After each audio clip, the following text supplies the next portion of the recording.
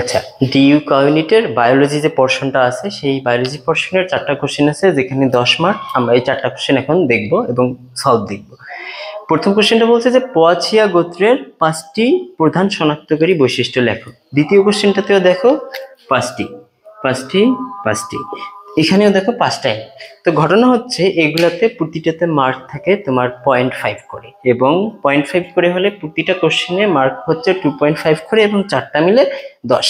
তাহলে তোমাদের 5টা বৈশিষ্ট্য খুব সুন্দরভাবে লেখা লাগবে। যদি একটা বৈশিষ্ট্য মিস করো ভাইয়ারা, তাহলে 0.5 কিন্তু কাটা যাবে। সো পোয়াসিয়া গোত্রের 5টা যে বৈশিষ্ট্য, এটা হচ্ছে তোমার আবৃতবীজী যে পর্বটা আছে, আবৃতবীজী পর্বের একটা গোত্র হচ্ছে পোয়াসিয়া, বুঝতে পারছো, বা একবীজপত্রী। তো এই ক্ষেত্রে আমি তোমাদের একটা টেকনিক দিয়েছি 5টা বৈশিষ্ট্য মনে রাখার জন্য। টেকনিকটা একটু লিখে নাও, যে ধানের মূল ক্যারি করতে সর্বপালকের স্পাইক লাগে।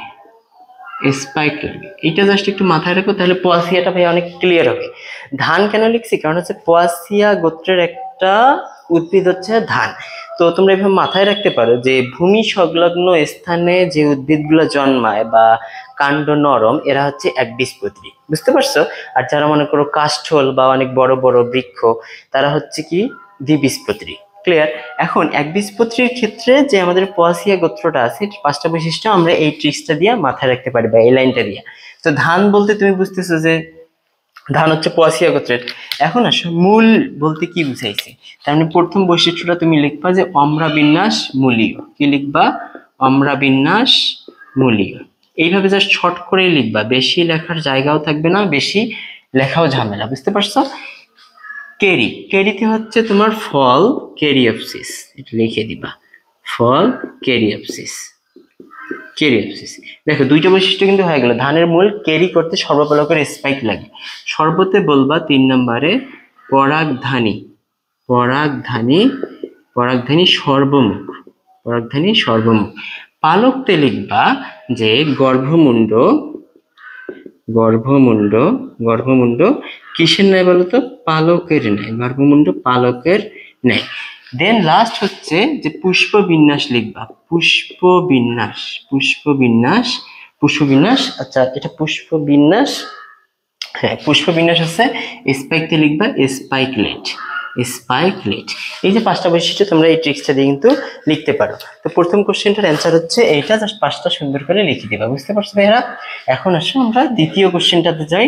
হার্ট অ্যাটাকের প্রধান 5টা লক্ষণের ক্ষেত্রে দেখো, প্রথম যে লক্ষণটা তুমি বলবা 1 নম্বরে, দেখো যাদের হার্ট অ্যাটাক হয় তাদের প্রথম লক্ষণটি হচ্ছে বুকে ব্যথা। এটা লিখবা, লিখে একটু বর্ণনা দিতে পারো, বুকে ব্যথা। দ্বিতীয়টা হচ্ছে শুধুমাত্র তোমার বুকে ব্যথা হবে এমন না, বুকের যে আশেপাশের যে পেশিগুলো আছে বা ইন্টারনাল পোর্শন, সেগুলোতেও ব্যথা হবে। সো তুমি এখানে বলতে পারো যে ঊর্ধ্বাঙ্গে কি হবে? অস্বস্তি হবে, মানে তোমার ভালো লাগবে না, আনইজি ফিল হবে। 3 নম্বরে, তোমার যদি ঊর্ধ্বাঙ্গে অস্বস্তি ফিল হয় এন্ড বুকে ব্যথা হয়, এটা খুবই নর্মাল ব্যাপার, যে হার্ট অ্যাটাক হলে এই বৈশিষ্ট্যগুলো তোমার দেখা যাবে। এখন কথা আছে, হার্টের ফাংশনটা কি ভাইয়া? আসলে হার্টের ফাংশনটা হচ্ছে যে তোমার পুরো বডিতে ব্লাড সাপ্লাই দিবে। কারণ এই ব্লাডের কাজটা কি? ব্লাডের কাজটা হচ্ছে তোমার নিউট্রিশন বা হরমোনগুলো বিভিন্ন কোষে পৌঁছাবে, মানে যেখানে যেখানে তার লোকেশন। এবং মেইন যে টার্মটা, সেটা হচ্ছে আমাদের ফুসফুস যে অক্সিজেনটা গ্রহণ করতেছে, এই অক্সিজেনটাকে সে কি করবে?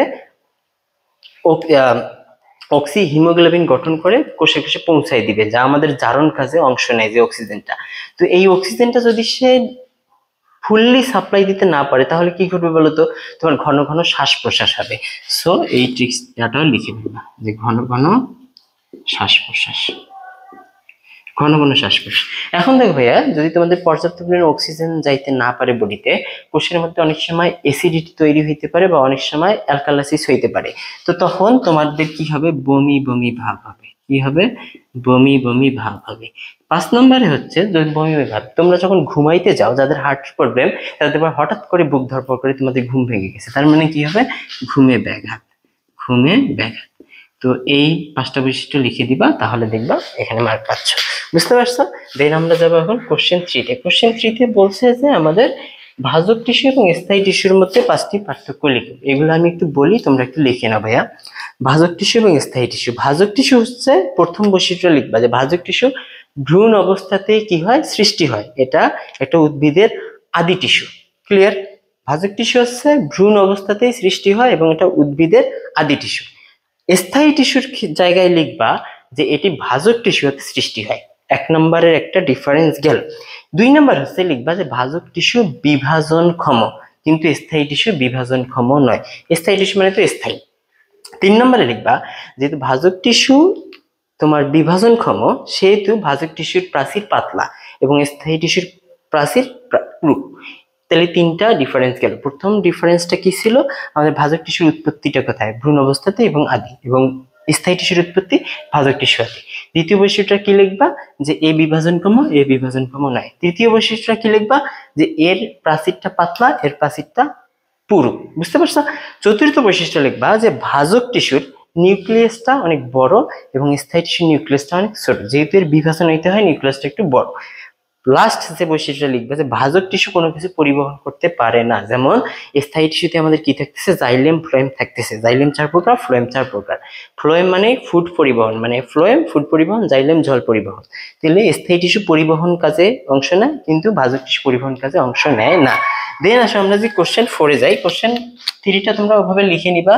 ডিরেক্ট আমরা কোশ্চেন 4-এ গেলাম যে এদের কি লিখতে বলছে, বৈজ্ঞানিক নাম লিখতে বলছে। প্রতি বছর এমন কোনো বছর মিস হয় নাই যে রিটেন এক্সামে এই তোমাদের প্রাণীর বিভিন্নতা শ্রেণীবিন্যাস থেকে এইরকম সাইন্টিফিক নেম আসে নাই। সো সাইন্টিফিক নেম মিনিমাম ভাই 30টা 40টা তোমাদের বইয়ের যতগুলো আছে সুন্দরভাবে মুখস্থ করে ফেলবা।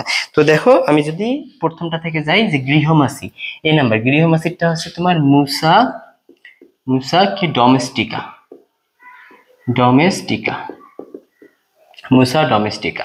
বি নাম্বারটা হচ্ছে আমাদের গোল্ড ক্রিমি। গোল্ড ক্রিমি হচ্ছে অ্যাসকারিস লুম্ব্রিকয়েডস, লুম্ব্রিকয়েডস, অ্যাসকারিস লুম্ব্রিকয়েডস। সি নাম্বার হচ্ছে আমাদের কি বলছে, রুই মাছ। রুই মাছ হচ্ছে ল্যাবেও রহিতা, ল্যাবেও রহিতা। 4 নম্বরে কি বলছে আমাদের গোখরা। গোখরা হচ্ছে, এটা খুবই ইজি, নাজা নাজা, নাজা নাজা। বুঝতে পারছো? নাজা নাজা। ইনাম লাস্ট দোয়েল, আর তোমরা সবাই জানো, কপসাইকাস সোলারিস, কপসাইকাস সোলারিস, সোলারিস, কপসাইকাস সোলারিস। এই হচ্ছে বায়োলজির 4টা কোশ্চেন। তো